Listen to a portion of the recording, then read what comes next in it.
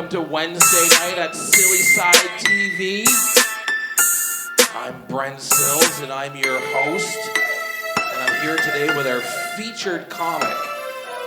He was on our show last Wednesday, and because of some things out of our control, there's no show tonight. But we're here anyways, and we're going to do a podcast, and we're going to have some fun, and we're going to hang out and see what happens. So I'm going to let my good friend here introduce himself, only because the last time I met him, he had 9 different names. And I don't know if he's going with his stage name, his stripper name, his comedy name. I don't know what's going on. So what would you like us to call you, sir? Brent, thank you so much for having me. It's so great to be here. It was so great to be here last week. The little bit of a story behind the name confusion was I had seen an ad pop up on Facebook for the comedy night and really wanted to come and was so thankful to be able to come. But I messaged you on Facebook, and my name on Facebook says Daniel Michael. Okay. And my name is Daniel Joseph Fraiser, so it really doesn't make sense at all, I guess.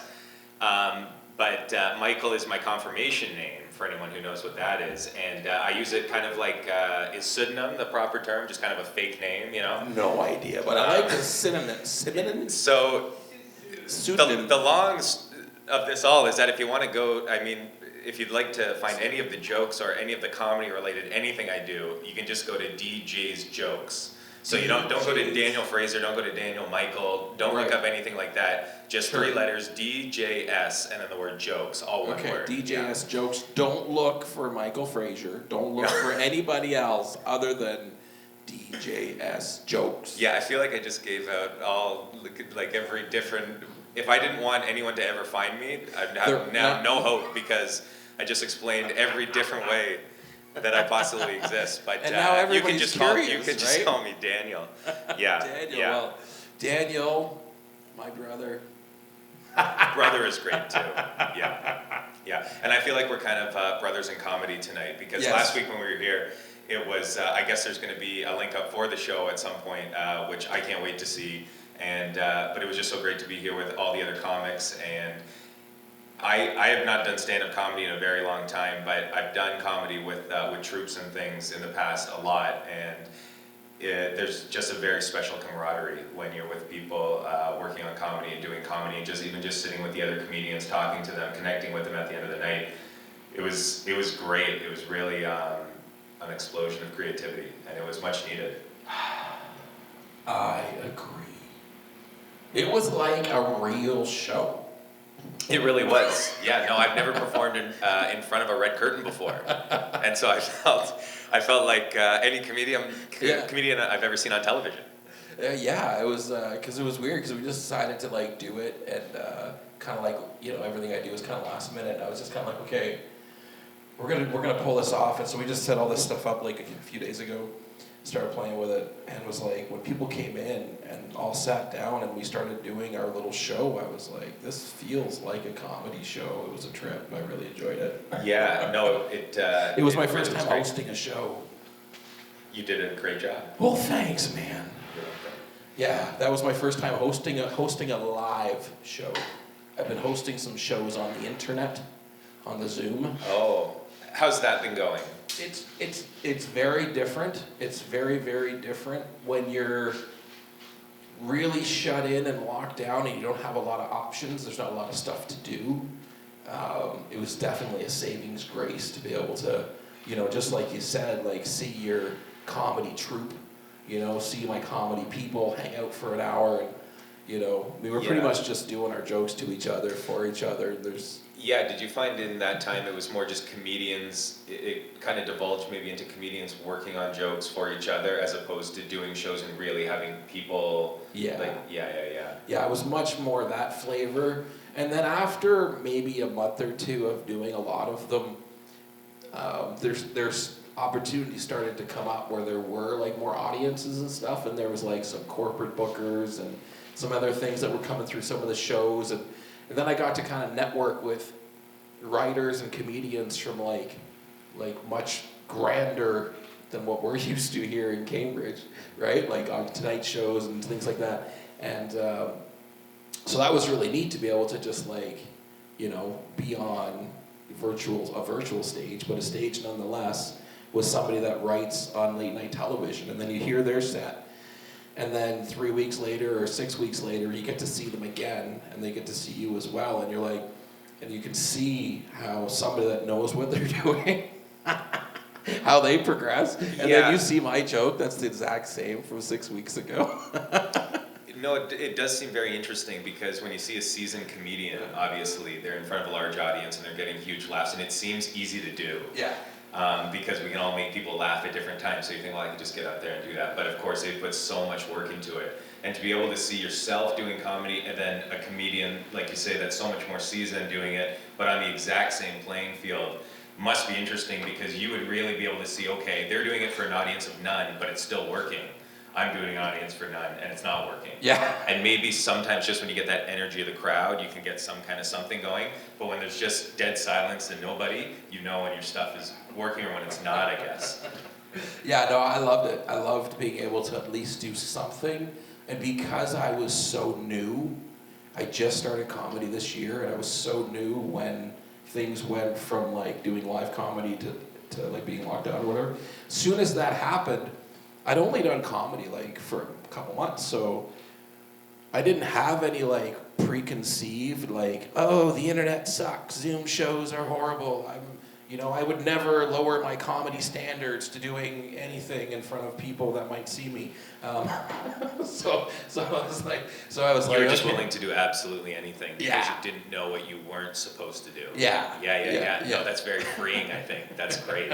I would like to, I don't know how much you divulged into this last time, because we had done a little podcast after the fact, but I would love to hear more about your story, because if I remember from what you told at the show, you'd gone to Los Angeles in January 2020 and done 50 sets, 50 open mic sets, and then were forced to come home due to COVID. More, that might be,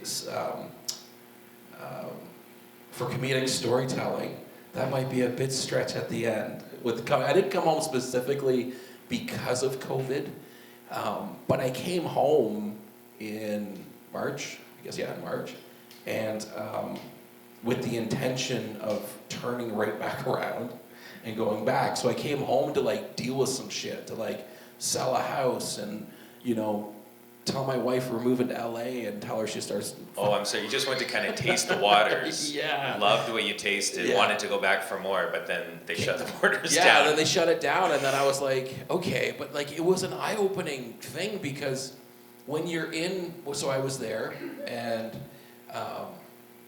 you're there for the glitz and the glamour and the red carpets and the comedy clubs and you get this idea about what Hollywood's gonna be like, right? Right. And then it's not really like that. I wouldn't imagine so, no. Right? Yeah, everywhere's shitty, right? It's not like, why would it be just great all the time everywhere? No, but, so the downside of LA was kind of like the environment and stuff was, questionable, and there's lots of people and tons and tons of camping. Everybody's into camping in LA. Like every street corner is just, there's camping everywhere. It looks like. Is this a joke? Are you talking about camping? Or It's is it not. just homeless, it is. interments? The homeless challenge there is not the same as in Canada, right? So because they don't have the equalizer there like we do. Death. Winter. Oh. Winter, sir. Winter comes here once a year, winter and the just homeless kills off people. all the homeless. Yeah, Is well, that the what homeless you're saying? people just go like, "Hey, like let's all live together and get an apartment." Like this is. Or maybe they go down to the States and it just because they could go down to California. Maybe. Yes. But anyways, I don't know if we want to get onto ragging on the homeless. No. Because everyone is. I love. I mean, I've well been there. So, so it's different down there. So you're kind of like, okay, like traveling around, meeting all these different people, and everybody there takes what this is seriously. Yeah. Like really seriously. And that was different for me because I thought artists were like, flakes, like just like whatever, that's what I do. I don't make any money, or I just do this thing as a hobby, and I don't have any great expectations for it. But then you meet all these people that are like, so what do you do? I'm like, I'm a comedian. And what else do you do? Jokes. Right, yeah. This is what I do. And, yeah. And everyone there really feels like they're probably just one step away from making it too. Like when I think about myself I grew up in Hamilton, and even though I did dream like about making it big or going down to LA or something, it never really seemed viable just because of where I was. Like I didn't know anyone else who had done it. I mean, Toronto was down the road, but even Toronto didn't seem like it could really get me to where I dreamed I wanted to be. So I imagine that seems intimidating to me, to be in a place where everyone has such a pointed goal and it's the exact same as yours. Yeah, there's definitely a competitiveness to the scene there. Very competitive. Different, just like in any other business, in any other school or environment, there's like people break off into cliques, and there was definitely some strong, super aggressive comedian clique that was just raw, just dark and mean, and you're just like, okay, for me, I'm just a fat happy Canadian guy, right?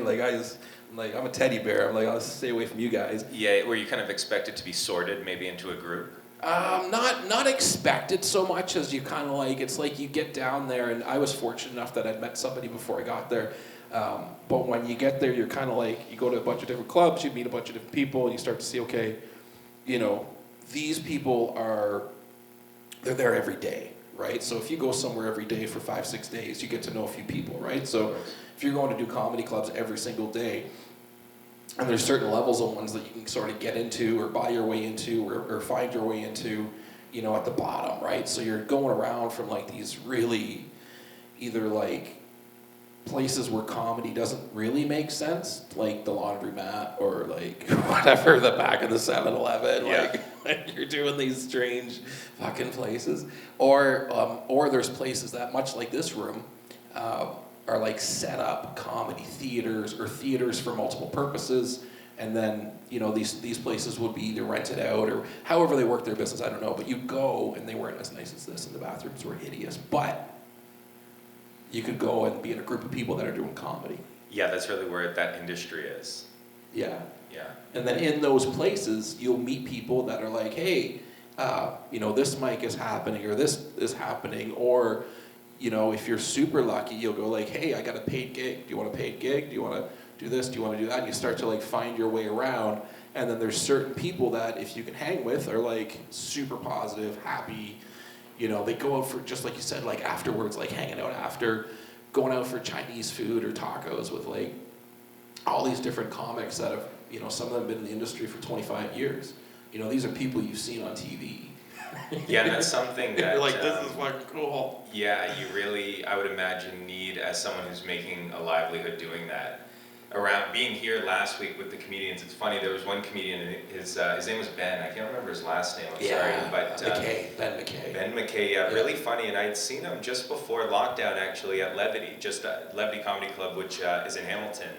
And I was just there watching, and he came in and was just a killer. Yeah. And to come here and sort of see him and be in a room with all the other comedians, it makes me think of what you're talking about, in that that's not something I've experienced or am aware that many people, I think, in these kind of areas experience, not in Los Angeles, not in New York, something like that. I've grown up doing comedy with a troupe and with friends, and we've been lucky to do a lot of stuff together through the years.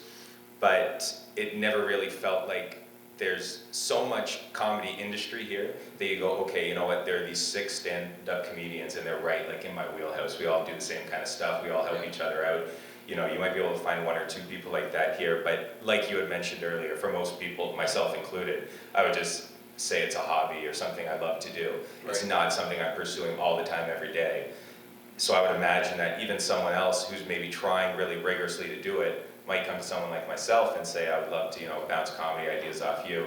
I can only do it so much, right? Where in Los Angeles, somewhere like that, these people, like you said, what do you do for work? I'm writing jokes. Yeah. Well, what do you do to make money? I go on stage write and for tell Conan jokes O'Brien. 7 I write days for a week. David. I write for Jimmy Kimmel. Absolutely. I write for these there's different there's people that are at that sort of working level, and there seems to be an inside little secret. That's probably not a secret, but the way it was explained to me seems secretive.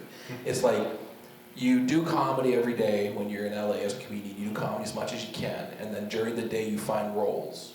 You act.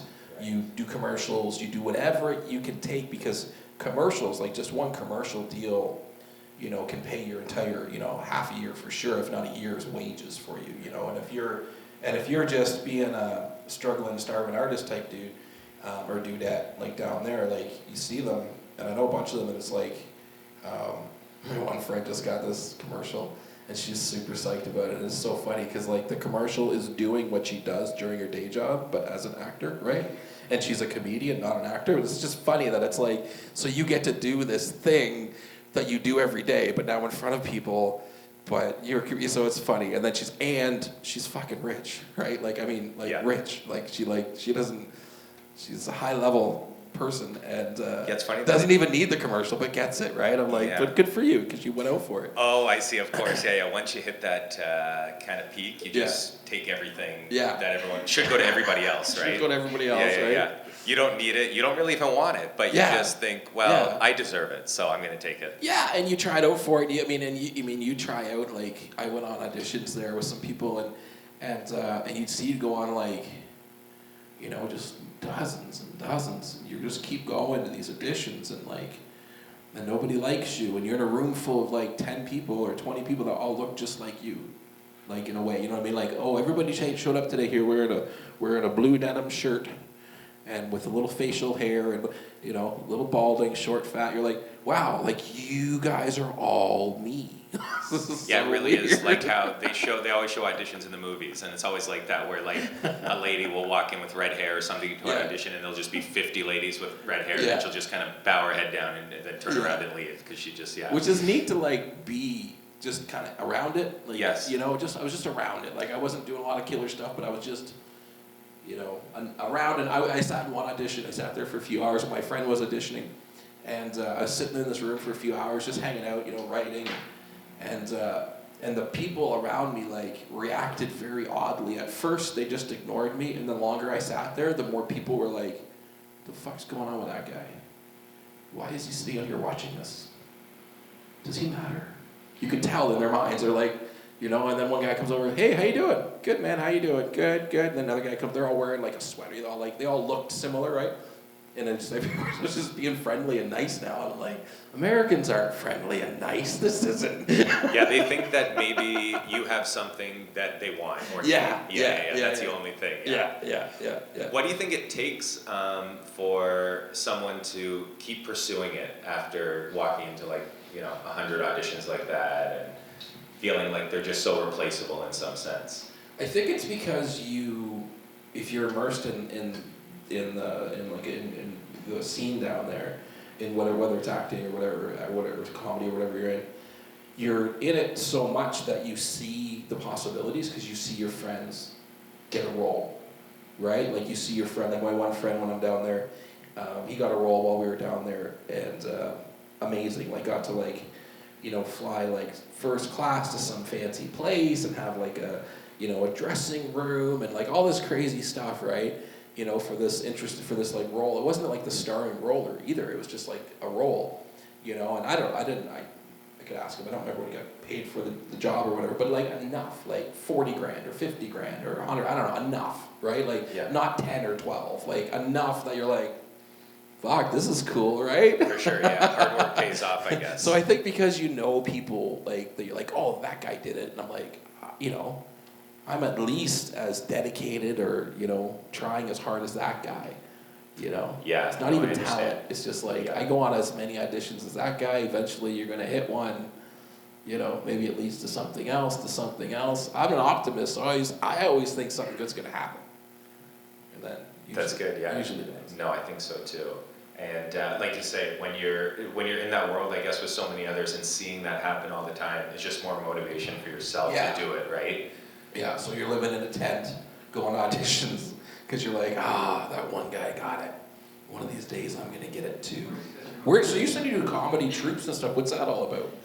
Well, so my history with comedy is really, when I was in high school, I joined the sketch comedy team. So we do sketch comedy and improv. And that's kind of where the troupe that I went on to work with all met.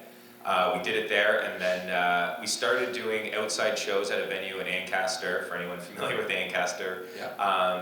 And that was fun. We were young, but they were really things like we'd produce on our own. We'd write the whole show. Yeah. There was about a dozen of us who would act in them. So we'd do maybe like an hour of sketch and then 30 minutes of improv. Okay. So that's really the world that I come from. I didn't do any stand-up until I was maybe like in my earlier mid-20s. It was always something I wanted to do, but I find it to be the most intimidating and like hardest art form, I guess, out there. When I was younger, it seemed like I just wanted to write sketch. Like I really liked the idea of like writing mini movies or Saturday Night Live. Like my dream was always to be on Saturday Night Live, right? But as I've gotten a little bit older, I just find that like jokes and bits have just been much more appealing for me to explore. And I don't know. That's my history with comedy is really just that I love it. I've always wanted to pursue it. And I guess now I'm just kind of taking that chance again since you're trying to do something. When was the last time you did comedy, like stand-up? The last time I did stand-up was probably 5 or 6 years ago, maybe at like the Staircase Theater in Hamilton. Or something like that, yeah. Seriously? Which I think is now, it's changing hands now. I think it's still going to be an art venue. But, But did stand-up there maybe, and the jokes, one of the jokes I did here last week were a whole bunch of one-liners, and nothing like what I'd done before. Okay. I think before I maybe would have told a story or something like that. I couldn't even tell you what it was, but my creative outlet these days has really just been writing those jokes. So I was happy to come out and tell them, and I don't know, it seems like comedy is just, it's something I can never ever get away from. If you ask anyone who knows me, they probably are very annoyed all the time because I'll see something and just try to come up with some kind of joke on it or spin on it, right? I'm sure you do the same thing. But it's just the way that I can't help but see the world, I guess. So the material piles up, and then at some point I go, okay, I have to go do this. That's crazy that you did so well. Oh, thank you. That if you hadn't done it in so many years, right? That's very nice. I will say I have a bit of a cheat here. I am a teacher, a school teacher, so I haven't been in front of a class in a while, but I have a lot of experience being up and being flamboyant and talking, so I'm very comfortable on stage and in front of people. But I'll still take the compliment on the material, because I don't think you could be charismatic and have shitty material and do well, so thank you. Fuck, that's what my whole career is betting on. That's all I'm hoping for. Just be charismatic with shitty material. I think usually you can have one or the other. Right. Okay. Yeah, and if you're lucky, you can have both. Then you're like a Brian Regan or something. Then you're somebody good. Who are some of your comedy? I don't know. I don't want to ask this in a way that sounds really cheesy. Who are just some of your favorites? It all sounds gay. It's like, who's your favorite comedian?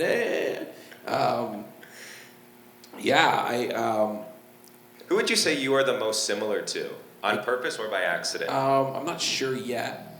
My one friend tells me that my cadence is very similar to Dave Chappelle, and I was like, okay. And then so I started watching Dave Chappelle, and I can see what my friend meant by that. Not that I'm anything like Dave Chappelle. No, I wouldn't say so. When I watch a special, I'm not comparing myself to that level of comedic genius or anything. I'm just saying that then I watched it and I was like, oh, because I kind of tell stories I weave stories together as I'm doing my jokes, and that's kind of what he does in many cases. He kind of does that, and then I was like, oh, okay. And then when I started learning about comedy a few months ago, maybe 2 months ago, I was like, okay, something's missing. I'm trying to do an hour special, and my producer's laughing, and I don't have enough material, and I'm like, but I have tons of material, but it's not making sense to me. And then somebody, I think if it was either David Chappelle or Bill Burr, somebody like that said something about you have to do characters, and I was like, oh, okay. So then I started Googling and looking up on YouTube how to do comedic characters and stuff like that. And then I started putting the characters, instead of just so then I tell the joke and then maybe act the joke out, or act the joke out then tell it, but now I had a little more room, and it took up more time, right? Because to do an hour is a long time, right? So when I started at the beginning of the process, the first couple days, we were at 15 minutes, ish, 15, 18 minutes. And then maybe after a week or two, we were starting to get into like 30, 35. And I was like, okay, we have to be at an hour, within 3 weeks, so that I have 2 or 3 weeks. I was like, that was my halfway point, 2 or 3 weeks to get good at that hour. Mm-hmm. So then that was kind of like, but once I started doing characters, I was like, cool. One of my favorite comedians is Robin Williams. I love Robin Williams. And he tells a lot of stories too, right? And does a lot of characters. But you're right, kind of within the stories is kind of this whole world that he creates. And in your special, what I took away from it was that you were telling the story of you becoming a comedian and your decision to do that, right? And I understand what you mean when you say you're kind of acting it out, you're kind of creating these characters because your wife popped up in it, your father-in-law popped up in it, right? Some different people popped up in it. I forget the man's name who kind of was like your mentor in LA, but he was a big part of it, right? The Master Shredder type character who you had. Big time, yeah. Yeah, so I know what you mean about the audience. I think it's best for them when they kind of understand your story better, your characters, who you are, and who these people are in your life too. So like for me, I wouldn't go up, I don't do real like voices or impressions or anything. I just can't do that. Like my thing is just, I get up as myself and I kind of just fumble through these jokes. But I do envy for sure and love comedians who are able to really create like that sort of character persona. Right. Yeah, and like you say, it definitely can.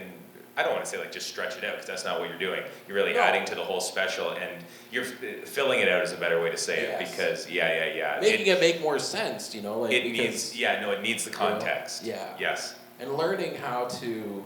I mean, there's so much to learn. It's like, it's never ending, that's for sure. As soon as I started, getting my teeth kind of dug into it and started doing a few sets, I was just like, okay, like, there's so much to learn. And then I'd be in like, because I would go to my buddy's comedy studio in the daytime and work with him in the day. And then in the evenings or nighttime, we'd go out and do comedy shows. And just working on the timing and, what you're thinking about and how to give a good face to the camera or the crowd. And just so many different levels and layers to it that, I really enjoyed being immersed in it and learning, like almost like being in like boot camp. I was like, there was nothing else to focus on other than this. So like when I was there, I didn't even go to like the Walk of Fame or anything, like see the Hollywood sign. Like I just went to comedy clubs. Yeah, you just went to work. That's it. And I'm sorry, what was the term that you had said for your friend's comedy? Like I thought, like it kind of reminded me of like a comedy gym or something. But yeah, like a dojo, yeah. Yeah. What? Can you describe that a little bit? Like, was it just a guy's office? You just go there and like spit jokes? Yeah. It was his own private studio space, like much like this building is here. Like I have my own theater room, but I have a studio in the middle there. So he had this theater set up and his own stage, and everything's sound with the right sound, the right lighting. As much as you could put into it to make it feel like you were in a comedy club looking at that bright light, can't quite see the crowd. Yes. Creating that environment. So when you're practicing, you feel like you're there and you're tricking your mind into muscle memory. You're tricking yourself into, believing that when you go do this for real, that the things will fall into place the way that they're supposed to. Yeah, and that's so important. 'Cause you'd be like a deer in the headlights up there if you didn't have it. You can work on material and I think that was one of my problems too. I remember doing stand-up before, and I think the reason why I didn't continue it was because I just found it too intimidating. Right. But I think through probably all the teaching that I've done since then, I've just gotten so incredibly comfortable on stage that I didn't have any fear about that, and I was able to really just focus on selling my material. That was it, as opposed and enjoying it. And truly enjoying it. Yeah, really. Like I wasn't nervous. I was just so happy to be doing it. Yeah. And I think that really came through and probably made it better. So no, I agree with that for I think sure. that's so important. I totally kind of practice in the environment that you're going to be in, right? Yeah. And when I was substituting, that's the ultimate test because everybody hates your guts when you walk in. Or think they can, manipulate you, do whatever they want. So you got to go in there and really win the crowd. Exactly. Yeah. And there was another David who was here last week, super funny guy who's was working on becoming a teacher also. Okay. And it was great to see him. And I think you can kind of tell when people are thrown into situations like that where they have to talk to big crowds and win them over quick. Yeah, I didn't have any of that. I was kind of, I have another friend of mine that does a little bit of stand-up, and he was hanging around with me for a little while, and he grew up in a Christian camp where they did summer shows, like it did like theater shows, and like just every summer, right? And then like, you know, he went to that camp when he was an adolescent, and then, you know, and a kid, and then as a teenager becomes like a counselor, and like, did the theater shows every year. And then like the first time like he did stand-up, I'm like, holy shit, like this fucking guy knows what he's doing, this is really good. And but it was because he was so bloody comfortable being on stage. Yeah. To be getting that's like it's kind of like the Dane Cook trick, I feel, where like you're just so amazing on stage. You could almost say anything and get people laughing. Yeah. Which is not fair, because that's not the mark of a good comedian. It's just the mark of someone kind of charismatic or just get on stage. Yeah. But I hate most handsome people for that's very interesting. It's funny when you're speaking about your friend at the Christian camp. When I was in junior school, like kindergarten, grade 5, our crazy drama teacher used to make us put on operas. Okay. So we put on like these adult operas, we'd sing, we'd all be in makeup, they're all about death and everything like that, and affairs and things, so it was crazy. We were all just 7, 8 years old putting on these insane operas. But I think that was another experience too, where like when you go up on stage and do something like that in front of a group of adults and everything, you're primed to get up and do some wacky things when you're older. Yeah, it's like a switch. You have to like just like not. I remember I got super nervous a couple times, like especially early, but like, like in June. I got super nervous in June this year. But I go to do a show in at a place where it's like there's like a 200 or plus crowd, right? Like this is like the biggest crowd I've ever seen, right? 200 plus people, or this is a crowd not people over the age of 200? No, that was a smaller room that I did. Yeah, not many of them left. Not many of them left, but 200 people like in a room, and I was like super nervous. I was just like, I was so shaking and everything. And then I took a moment, I was like talking to myself, and I was just like, think about all the other hard things you had to do like before. And like I started thinking about those things, and like, corny stuff, whatever, just like, like single dad, raised my own kid, like, fought out of poverty, like all this stupid stuff, right? I'm just saying all this stupid stuff. And I'm like, you did all that and you're nervous to get on this stage and talk to a bunch of people you'll never see again. And I was just like, I'm fine now. And then I was fine. Oh, that's interesting that was able to just flip that switch for you. But that's good, because it's true. It really is true. There isn't anything to be nervous about. It's funny that oftentimes we get nervous. Yeah, and most people would say they're terrified. Yeah, I think because stand-up is so personal. Yes. And it's only you, and everyone knows, well, if you bomb, it's not like someone else didn't write this, or it's even like you go sing a song and you could even blame it on like, wow, that song was written by Cher. We were talking about, how come comics don't do covers? Like, how come you don't do a cover of Dane Cook? Yeah, I thought about that too. I wonder if big-time comedians do it just for fun together, because it would be interesting to think about, like, Jerry Seinfeld and Chris Rock getting together and going, let's do an old, Carlin bit or something. Let's hear you do it, like in your style. But you're right, I would love that. What bit and what comedian would you like what comedian would you like to see cover which bit? That's an interesting thought, man. I don't watch enough comedy. I'm like almost as scared to watch comedy because I don't want to like pollute my mind with things that aren't my own. Yes. Right. Yeah. Sometimes I feel like the jokes are right. I'll go, maybe I've just heard that before. Yeah, I'm like, did I write this or did I hear this somewhere? and then because I'm so late to comedy, like I'm 45, I never really thought about doing it. Like I thought about doing it before, but like I never did it until recently. And I wouldn't go watch comedy. Like I wouldn't.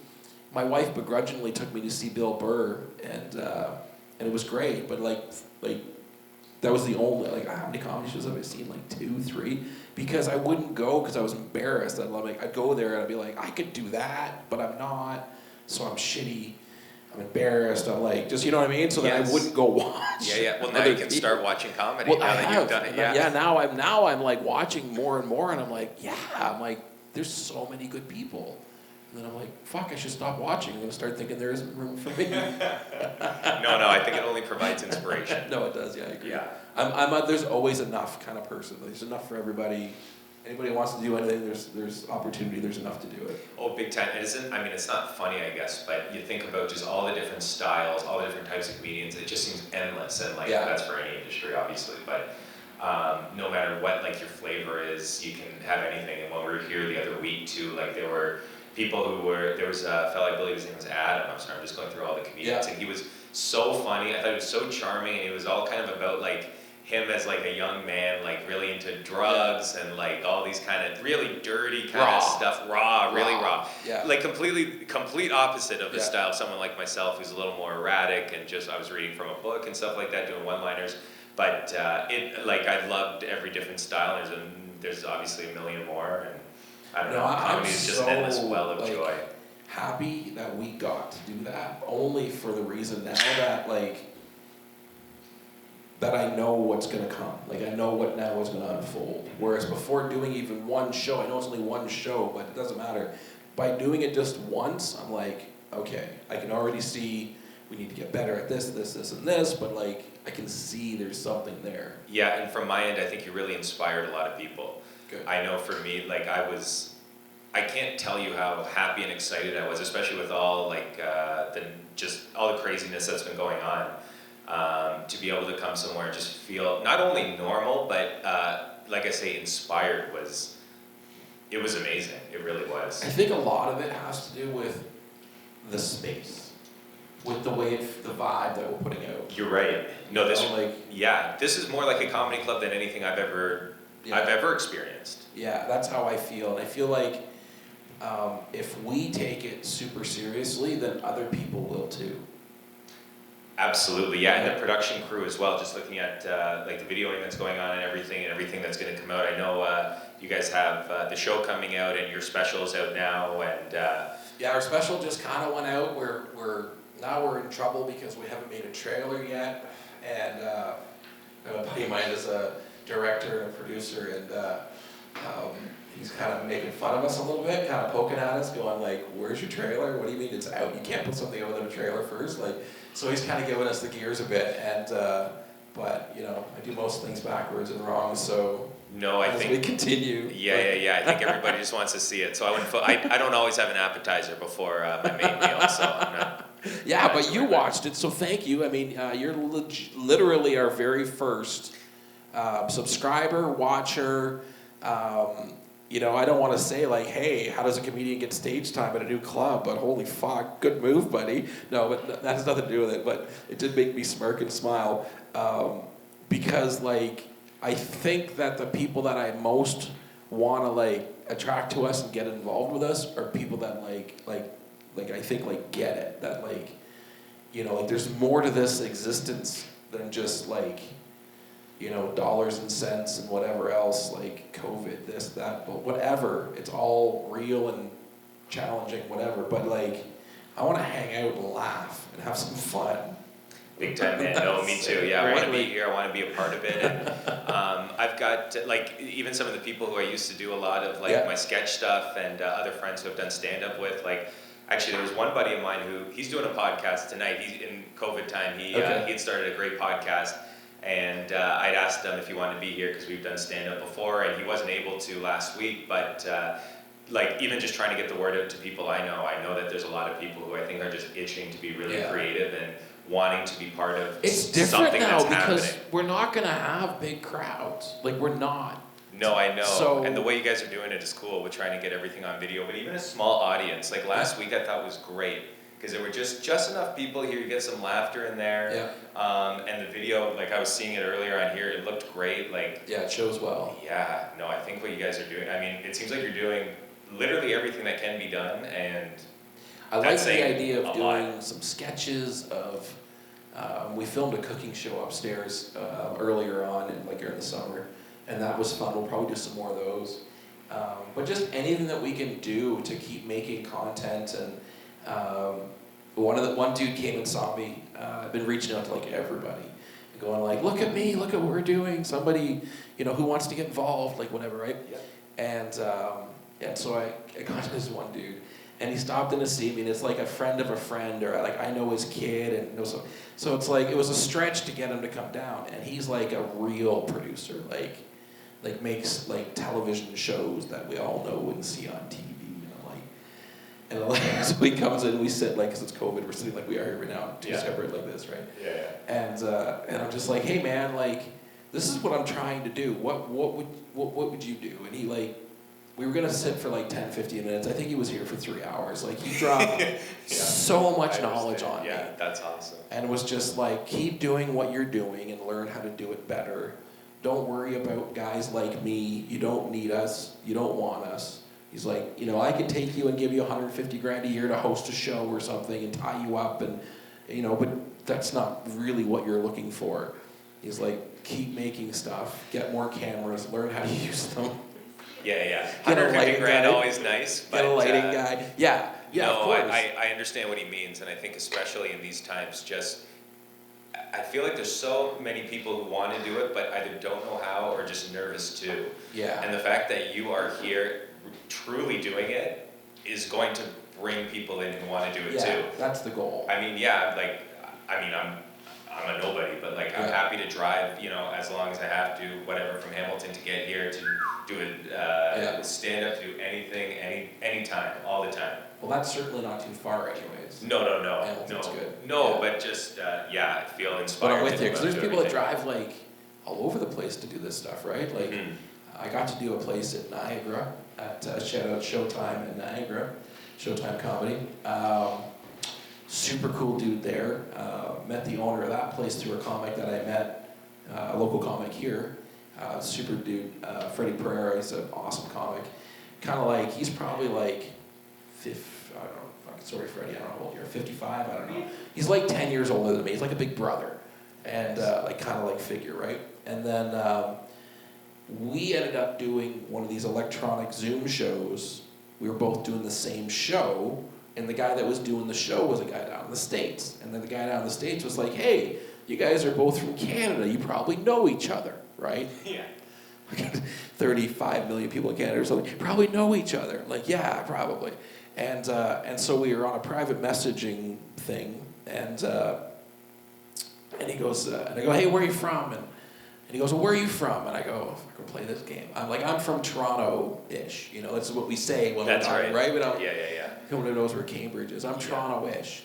And he goes, oh, I live in Galt, which is like South Cambridge. It's like 20 minutes away from here. Okay. And I'm like, oh, well, I live in Hespeler. That's North Cambridge. Yeah. So we live 20 minutes away from each other. I'm like, how cool. So we get to chat, and I was like, why don't you come over, and we'll do the show together, like here.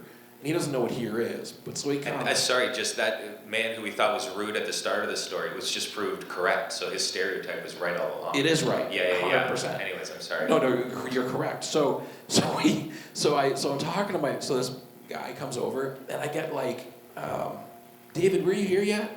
Yeah, of course. Yeah, David was here. Sorry, young David was here already. We got a lighting package, we got a sound thing, we got rented all this equipment from the local equipment rental place, right? We got it all set up. I was so excited. And then my buddy shows up, my new friend, and I was showing him what we're doing. He's like, you know, thinks we're half crazy, but this is crazy, this is awesome. And then we go to do this show, and none of our equipment works, right? We end up doing the entire show on Freddie's iPhone. Yes. Fuck. Right? Like holding the microphone that's not plugged into anything. Just like, And especially after you've rented all the equipment from the rental place and set everything up. Yeah, I was into it for a few $100 for sure. Yeah. And but yeah, that was cool. And but then I made friends with this Freddie dude, and then being that he's the only other comic now that I know. Well, now I know you, but there's very few that I'd met since I came back because everything's closed. So then Freddie then ended up coming and doing one of our shows here, and I called him up and I was like, hey, do you want to do a show with me? We've got like 10 audience members, it's all COVID safe, blah, blah, blah. And he's like, no, I'm going to the cottage or something. I'm like, all right, cool, you're lost, whatever, see you later, bye. And then he calls me like 20 minutes later, and he's like, no, I told the wife I'm not going to the cottage, she's going alone, I'm coming to the comedy show. I'm like, that's better. And then next thing he calls me, he goes, she's coming too. We're all coming to the comedy show.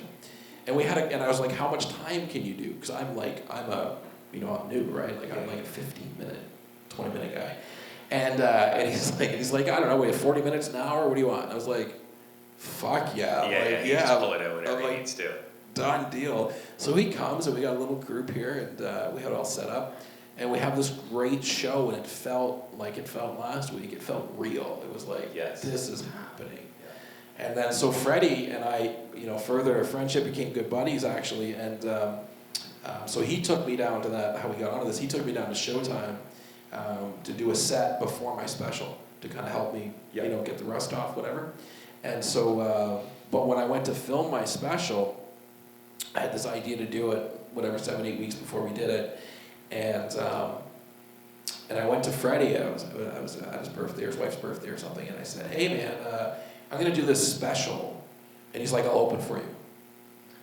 Oh, nice. And I was like, "Snap! What? Like that? Like didn't even make me ask or beg or nothing. Like was just like, I got you. I'll open for you." Yeah. So he opened. So I had one friend emceed the show, and then Freddie opened for me, and did 20-25 minutes, something like that. Got everybody all hot and bothered, ready for me to come out on stage. And for sure. It was fantastic. So me and Freddie are buddies.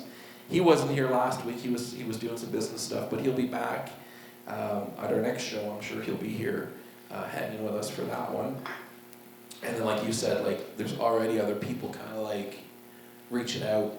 Are you doing another one? When's the next one? Can I get on the next one? Yeah. That sort of thing. I would imagine so, yeah. Once people hear, I think things like this are happening, they just want to be a part of it. Yeah. Yeah, I know the first question anybody had when I was sharing with them that I was coming out last week was, like, where is this? Like, how is it happening? Like, can I be a part of it in some way? Like, this is the coolest thing. Like, that was just a response from everyone. Everyone, yeah, really, really loves what you guys are trying to do here. That's good. Yeah. Are you still teaching right now? Yes, I'm teaching remotely though. Okay. Yeah. So what grade just do you at teach? home. I was teaching kindergarten, and I was during reorganization time, they call it, lost that class and have gone back to supply teaching, remote supply teaching. Okay. Yeah. So You must have a lot of good material. Talk about a joke. A lot of material from there. You know what, I feel like more than anything, I've just had more time to write material about other things. I used to be inspired to write jokes in the classroom. Yeah. Because you were interacting with the kids all the time, but now with this remote teaching, I just find it's not even a well for comedy. It's just a well. Can you remote teach from your car? You can remote teach from anywhere. From yeah, you're driving along, you got your call open. Yeah. I could be doing it right now, for all you know. Do you ever just take when you take the call in, right? I guess it's a Zoom or whatever, they zoom into you when you're like, okay guys, I'm just going to put this in front of the television. Today you're watching Ferris Bueller again. What I should have done right from the get-go is you're right, found kind of a TV teacher. Yeah. And then just made the kids, just have them think that was me the whole time. They always think it's you, yeah. Just find someone who had 100 episodes or something like that, and for an hour a day, that would have been genius, yeah. Who's that dude? That teacher from Toronto, like got all that trouble, been up Joe Rogan a bunch of times. Jordan Peterson. You just throw up Jordan Peterson videos every class. For the kindergartens? For the kindergartens, right? Yeah, so they, maybe, try to deprogram them, get them started off on the right foot. Deprogram them. Yeah. I don't even know what his program is. Here's what you'll learn about me. I'll talk about absolutely anything. Yes. And I have little knowledge of any of it. That's good, because you're always very confident that you're right, and it really doesn't matter if you are or aren't. It's so true. Yeah. So hey, true. I want to ask you, if you don't mind, Yeah. there was something you were saying before that got me thinking about, like, a bit that you've worked on recently. Yeah. Have you come up with a bit that you think is just so relatable and so funny, and then you go and try it for people and they just do not get it? Yeah. I'm always interested in what All other of people... But you have one that you think, like something hits with you and you go, everyone is going to get this. This is universal. And then it just falls totally flat. Especially stuff that plays like geographically, if you're doing comedy, like trying to do like anything Canadian related to Americans. They're not buying it. They're not picking up what you're laying down. And was there anything like really that you thought maybe Americans would understand, and then you just went and tried it in the States, and it was just too Canadian? They just didn't. I would say that my first probably my first 5 or 6 minutes of material that I would have come up with would have been like that. Really?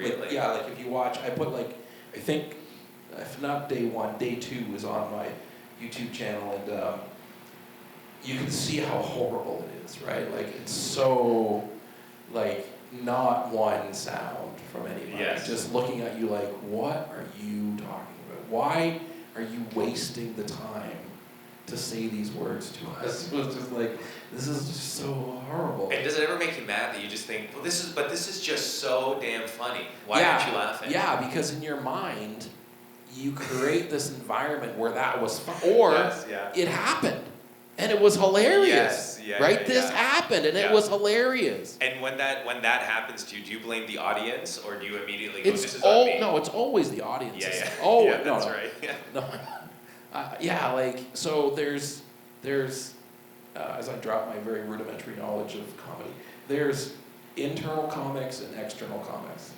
You'll find out very soon which kind you are by what it is that you need from doing comedy. If you really need the adoration of the crowd, then you're an external comic. If you don't, and you're saying things because they amuse you, then you're an internal comic, right?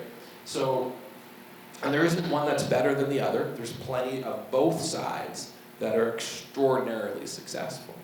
I'm more on the internal side, where, and I think part of that comes from just like being a little bit older. Maybe comes from that, I'm not sure, maybe. But I even remember being a kid and being young and being like, if I think something's funny, I'm laughing until it hurts, right? Like, I'm laughing because I think this is funny. Yes. And then, that doesn't mean that anybody else does, but when I'm doing comedy, I'm the same way. Like, I'm telling you this thing because I think it's fucking hilarious. And if you do too, that's great. Like, we're gonna get along awesome.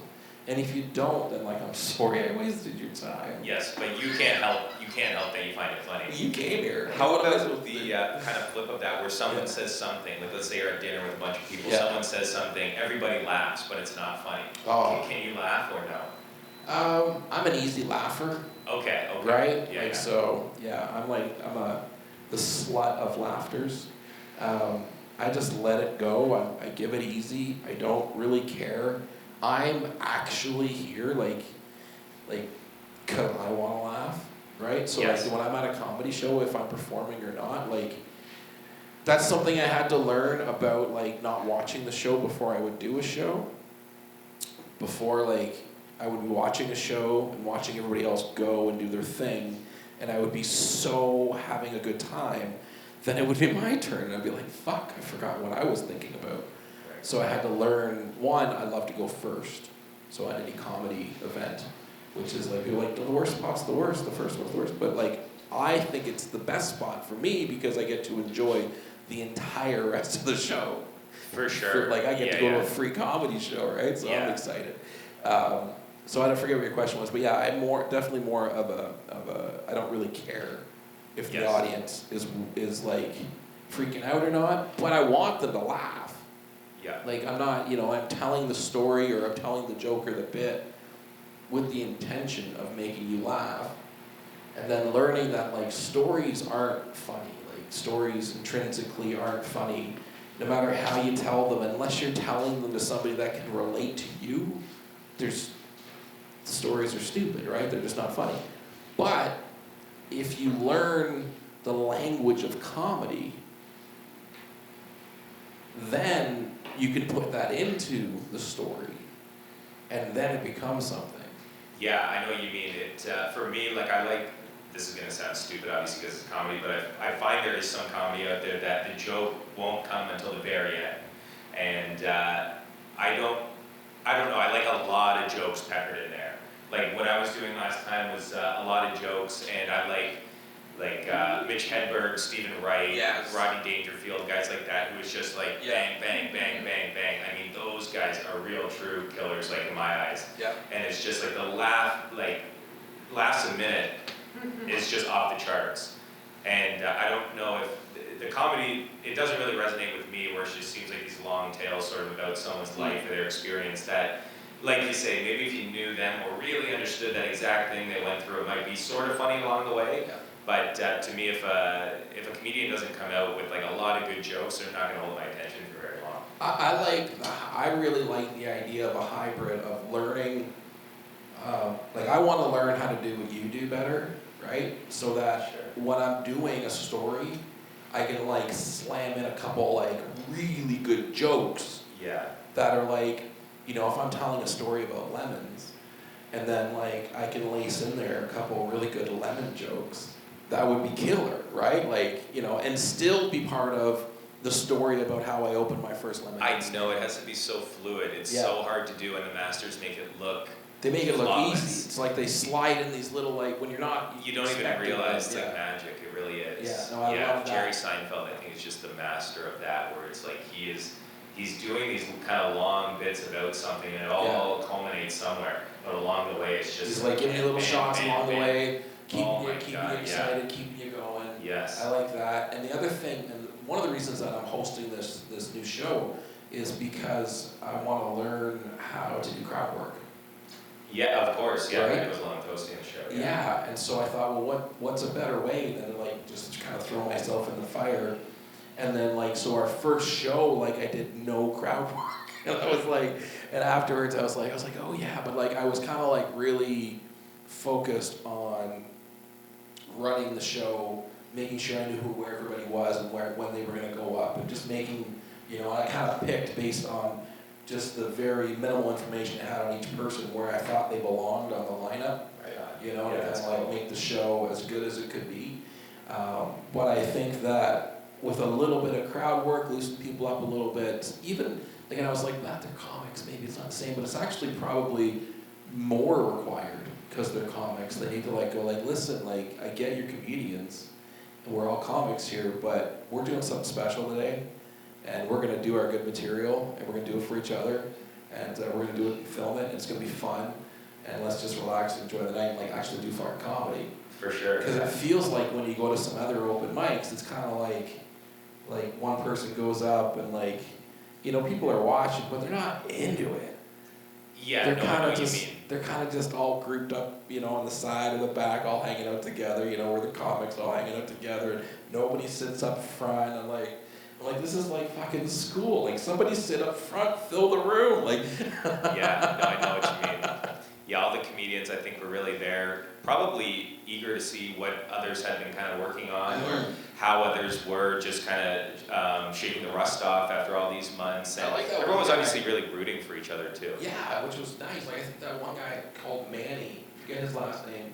But like, yes, I was sitting with him. Yeah, he was. So at the end, like, he got up and halfway through his set, he was like, nobody's done a COVID joke yet. Like, yes, Like, how crazy is this? Like, we're all like enjoying just doing other shit right now. That's right. And then he ruined it. That was a plan. And then he pretty much ruined the whole night. It was so nice, and then Manny came up and ruined the entire evening. But it was kind of salvaged in the end. Yeah. Yeah. No, it was great. It was really great. Oh dear. So what are we gonna do next?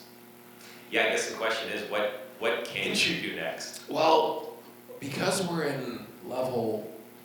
Yeah. We're on fire. We're on fire right now. Yeah. So right now, we're all fine. We're on fire. We're all gonna die, and we're in the middle of, like, so right now we're in a room with 1, 2, 3, 4, 5 of us. We're not allowed to be in groups of bigger than 10. We're 6 feet away from each other. She's 20 feet away from 20 feet away. It's ridiculous. Yeah, it's sad. Right? It's important that they tell me it's important, but it is sad.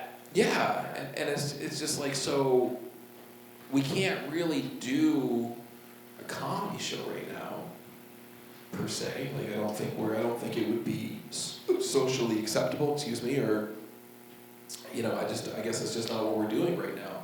But it felt like last week when we were on that orange level and, we're permitted to have up to 50 people in the space, or 25, or whatever it is, we were well under either one of those numbers.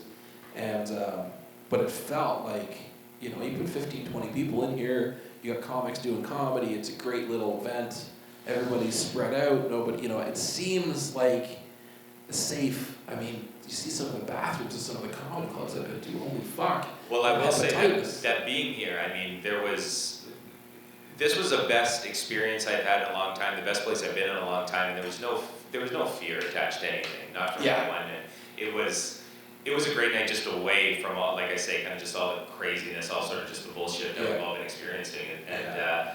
It's unfortunate that you continue to have to be creative in how you get this content out to people. Yeah, but I think we'll keep doing these. Like I look forward to listening to whoever's on next. Yeah, at the very least, get together on a Wednesday and like even for my own sanity, it's like if I don't have one anchor, like for sure during the week, I mean, you got work, you get to like get on your thing and do your, you have a thing to do. For sure. This is all I do. I understand. So, it means not very much doing of things sometimes. And in the best of times, I always say that it's very depressing to just be a comedian. So, yeah. In the worst of times like these, it's got to be hell. Yeah, it's so crazy, and I, get up in the morning and watch my videos. And, if I may, I really liked your joke that you had about how your wife is a healthcare worker. Yes. And she's, a real hero. She gets up real early. She'll get up at 5:30 in the morning, come downstairs, turn on the light and say, "Hey, Brent, turn off the video game, go to bed." Yeah.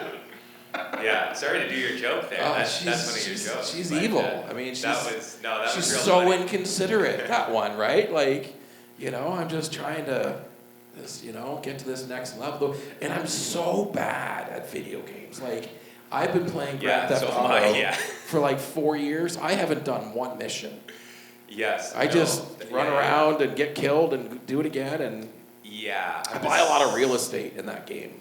Yeah, I always like the other things you can do in the video games. I don't really care for the thing you're supposed to do. It's just like, I could go and just blow up that refrigerator. Like, that seems like fun. Yeah. Me and my buddies always play COD. For anyone not in the know, that's Call of Duty. And, okay. Interesting. Yeah. So the boys know it back there. And it's real fun, but we always play kind of on a team, so we'll be on our headsets, and it's really just them doing whatever they do, and then I'm just following back 100 yards. Doing your jokes. Trying to run. Yeah, that's right. I find a little microphone in the field. And just trying to fend off the. I heard somebody talking about VR comedy shows.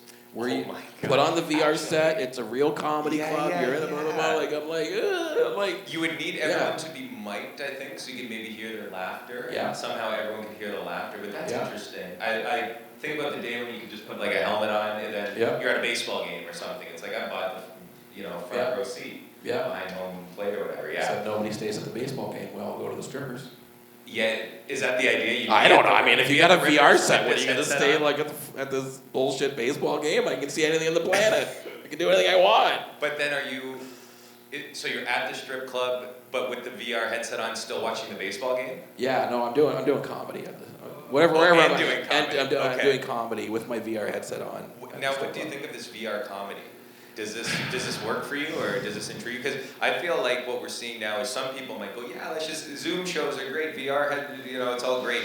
Maybe for the interim, if it's just going to be illegal to do shows, but I mean, this is not the way I want to see comedy go. No, I saw like a joke or a cartoon where it was like a dude on a stand-up stage in a glass box and said, it was like the history, stand-up comedy, the history of stand-up comedy. I think doesn't exist anymore. And I thought that's kind of sad, but I feel like it's kind of true. Like it's changing in a way that, I mean, I can't figure it out, that's for sure, but like it's definitely, I can't imagine it just going back to 200-seat venues. Like, I just don't know. I'm not fearful, but I don't imagine like we're going to wake up and they're going to go, hey guys, we've got this new thing now, this cure, whatever, and everything's open again, and everybody just get comfortable and go to, Jesus, like, I'm going to try to get people to come out to watch local comedy. Like, you're going to risk your life to come see Brent talk about LA jokes or fucking stoned cats? Like, no. Like, you might spend your hard-earned money and go see, like, I don't know, some Drake or something, or Justin Bieber, because, like, you're a super fan, and, like, you're going to, like, risk your life to see that one magical thing, but, like, I don't know. I know what you mean, although I will say that I'm willing to bet there are just as many people who are afraid of never being able to go to a stand-up comedy show or something like that, a movie or a live play or something like that. And I'm not going to say, like, more so than they were going to die, but I think more so than kind of the fear that surrounds everything we're experiencing now. I think like as many people are going to be like, I'm going anyways. Well, I don't even think it's in any ways. I think it's like, the fear I have for losing everything I know and love is greater than the fear I have of sort of whatever I'm seeing on the news. Yeah. Or just aware that could perhaps happen to me, you know what I mean, if I'm not safe or whatever. I don't know, maybe that's just my instinct, maybe that's just how I feel, but I really think that as more time passes, and people even just get a tiny taste of things like this, they're gonna want it back. Like, Right. I know I don't speak for myself, but like, I mean, this has been the most creative thing I've got a chance to do, and creativity is like my lifeblood. Like I love to write, like I love to perform, but I mean, I love to write stories and like, do all kinds of things, and a lot of my writing will come from like my teaching, I write like children's stories that come from like encounters with the kids and stuff, and not being in the classroom has left like that kind of a bit of a creative well dry, and writing these jokes and just having people to bounce them off of, just friends and stuff, and then just post them on Instagram is like, it's some form of creative gratification, but it's almost nothing. So this is nice, and I think people are just really going to demand this back as it creeps back in. Well, if there's going to be like a working comedian, your style is very desirable as a working comedian. That's very nice. Very desirable, because you can write copy, you can write funny, if you're, the way that you do those type of jokes, like, you can write about any topic and make them funny, and that's part of that. Yeah, one thing I do like about the style that I've done, which is just like one-liner, is that you can go absolutely anywhere with it. Yeah. I do try to string them a little bit together if there's maybe some kind of possible segue, just to keep the flow of things more appropriate. But you're right, I do love long-form bits, and I've written a lot of different material like that. Never really come up with something that I'm comfortable doing on stage yet. But I do like the flexibility, I think, of those just one-line jokes. There's a thing about them that people love. I saw this one comic, and he did this, like, he was old school. He was like probably 70 years old. And if we have time for a little story, we have time for a quick story, great. I'm in charge, it's really it's up to me. I was going to say, I don't think this is on, this is like a tape running back there, just start flickering. Start flickering out, we got digital, we got the cloud, but we can't be here all night, so. We go forever, So the last night that I was down in Los Angeles, I wanted to go to the Comedy Store.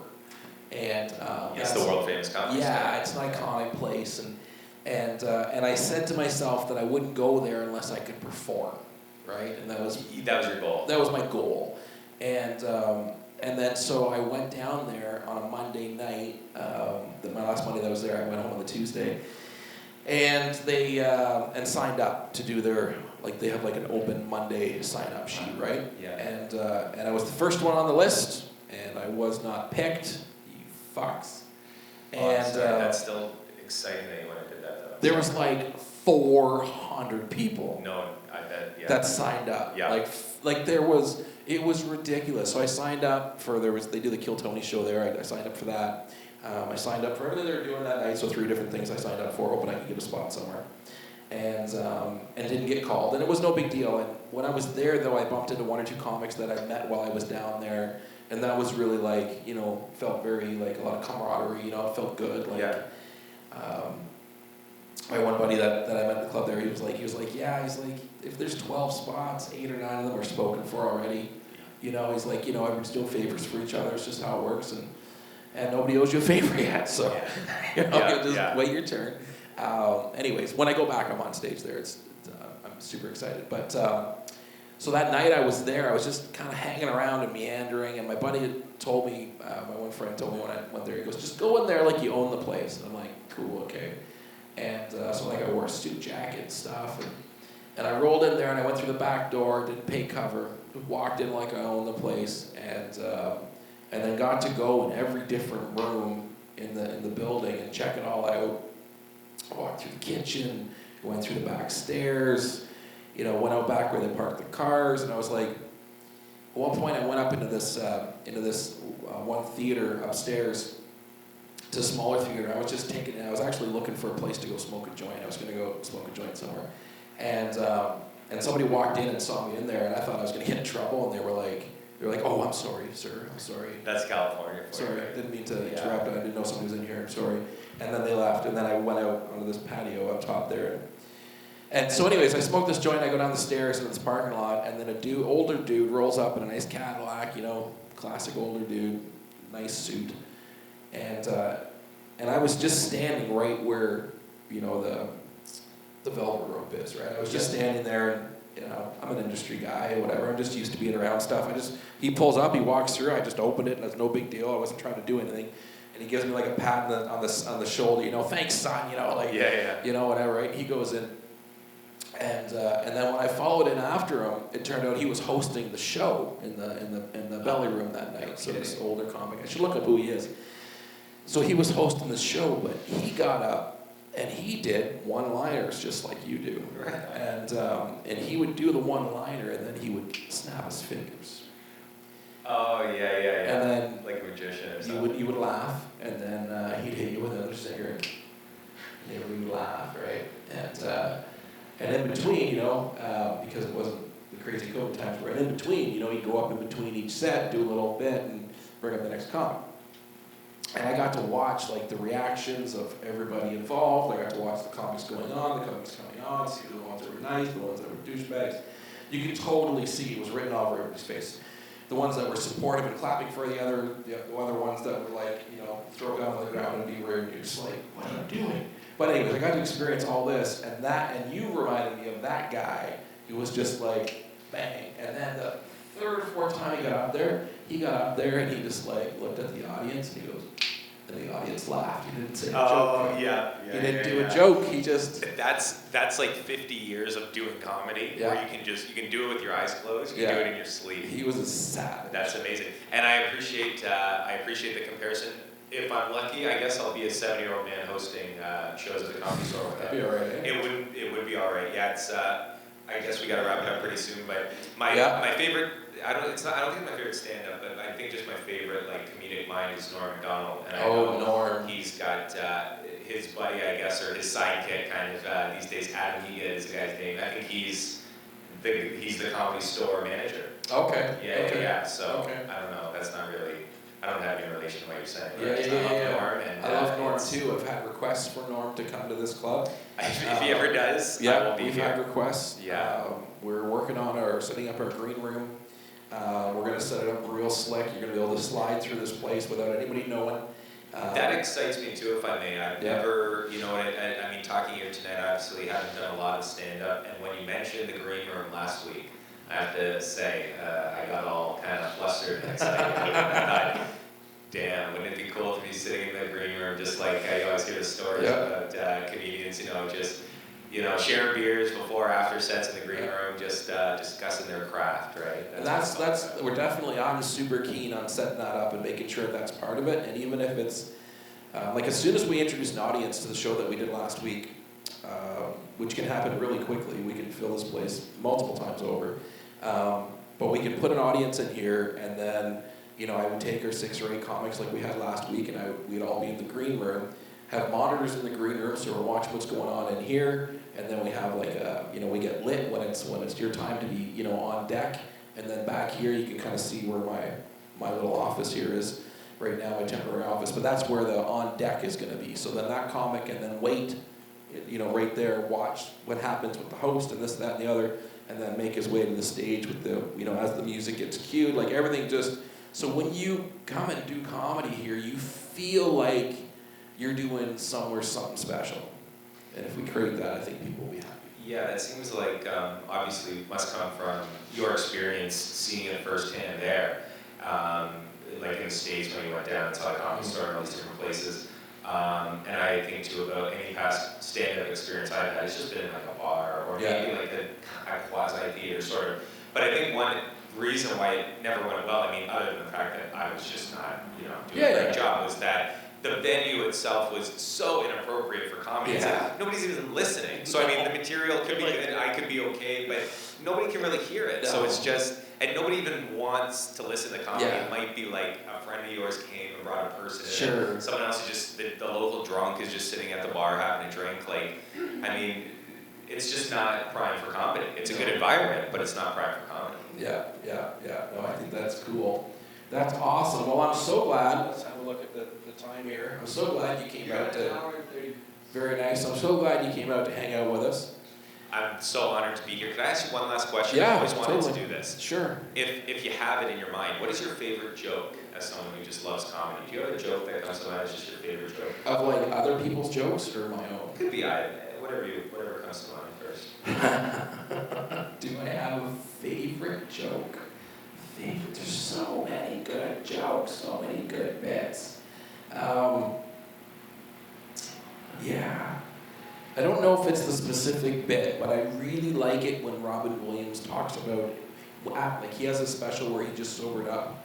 And so he has his earlier stuff where he's like high as a kite, and that's hilarious. But he has, I think it's his first special after he sobered up, and he starts talking about what, how the drugs affected him, Right. like as a retrospect. He does a whole bit about cocaine and he just goes nuts, and just the way he describes everything is so animated. I'm just like, that's crazy. I always remember that bit. And I'm a huge Eddie Murphy fan as well. And so I think about like all of the Eddie Murphy bits from like Delirious and stuff. And, Yeah.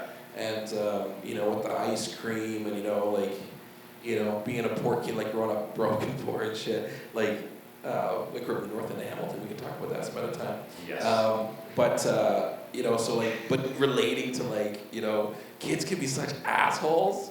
And then you're like, the one kid gets an ice cream and somebody doesn't, and then he gets teased, and then the other kid drops his ice cream. You're just like, fuck you. You're like, yeah, I love that. That's hilarious. Yeah, it's funny. It's really comedy of like just kind of those two comedians were like just at their peak, I guess, when you were probably in your 20s or something, Yeah, right? And just yeah. really, really loving comedy, really discovering like just people you totally relate to and make you laugh.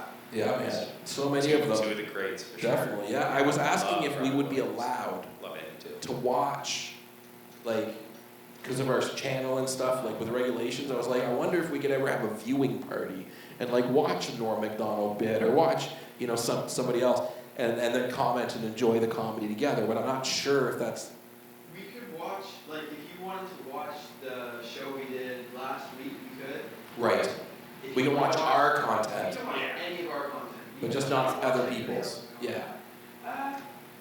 Unless you got immediate release. Yeah, or like, we'd have to release it but not be able to monetize it, which we could do it. It's just that there's no way you can make Right. money off the video. Yeah. But Patreon, I don't so understand any it of these doesn't really things. matter anyway. No, it's going over my head. I've always Yeah. known all about They- this, they- but they're it is a smart, great they're idea. It is a young, great they're- idea. Yeah, but I just asked them, can we do this or can we do that? And then they tell us whether we can or not.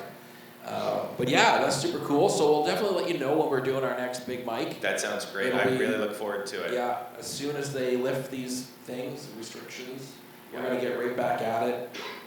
I love the idea of doing a show like we did on Wednesday, of doing that show on Wednesday and grooming people from the Wednesday show Yes. for a Friday show. And Yep. then start doing, build people up from, doing 5 minutes at the Wednesday to doing 10, 15, practicing, getting good at it, and then putting them on a Friday show. Yes. And then maybe that one will get taken maybe a little bit more seriously. And that one we would have a live studio audience. And then us, like we said, comedians off stage waiting to come in and create that whole vibe. And I think that'd be a lot of fun. It would be a ton of fun. Yeah. Yeah, that'd be great. Like you were mentioning sort of before about your experience in LA, this seems like it's going to become sort of a comedy like studio or kind of comedy gym Yeah. where comedians are able to come and work out their It's stuff. like a comedy dojo. Big time. We Yeah. do martial arts. I can't imagine comedians who are trying to Zoom with one another, trying to work on their bits or something that way. I feel like comedy is something where it's going to sound so silly, but like the energy that comes forth when you're doing comedy with other people and you Yeah. start laughing with them it cannot be recreated in any other environment. So yeah, this is going to be, I think, a real hub for people who want to do. I hope so. Their This is craft. what we're doing. So if nobody else comes, it's you and me, buddy. We're doing fucking bits. That's okay. We're going to become the two best comedians in the greater Hespeler I want to work area. on my interviewing skills like Johnny Carson so I can lay up some softballs. Right on. And Right? I want to work on some longer form bits. So Nice. you're already great Perfect. at that, telling different stories and stuff. Perfect. Well, that's cool, man.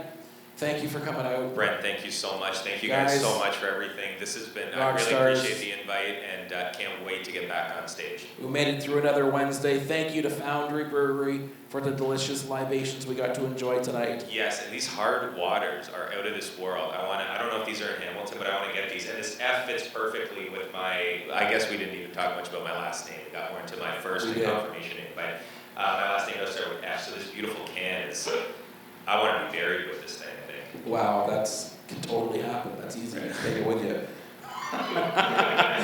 But I'll let them know that you're loving the libations. Thank you for hard water. We appreciate that. We'll see you guys next Wednesday, either at a comedy show or a podcast. We'll see what happens. I'm Brent Sills from Silly Side TV.